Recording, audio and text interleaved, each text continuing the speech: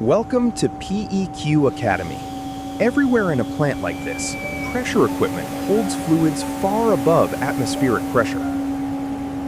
Pressure equipment means any vessel, pipe, fitting, or safety accessory designed for internal pressure above half a bar.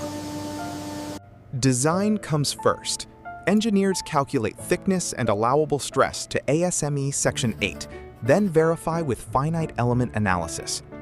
Manufacturing turns drawings into steel. Plates are rolled into shells, heads are pressed, and every material is fully certified. Fabrication is assembly. Hold it right there, let's check this Shells and heads gap. are aligned on rollers, nozzles are set, and tack Looks good, welds let's hold turn it. everything together. Welding is the heart of the job. Submerged arc for long seams, TIG for nozzles, always to qualified procedures. Inspection proves it. Visual checks, ultrasonic thickness, radiography, and dye penetrant testing hunt for cracks and lack of fusion.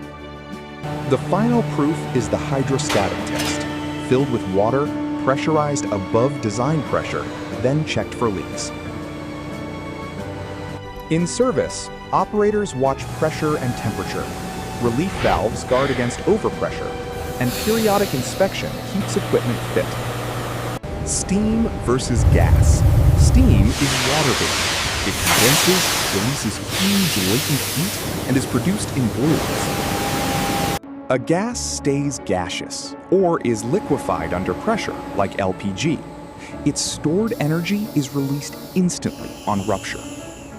Piping transports the fluid through pipes, fittings, and valves. A vessel contains it. Different code rules, same pressure risk.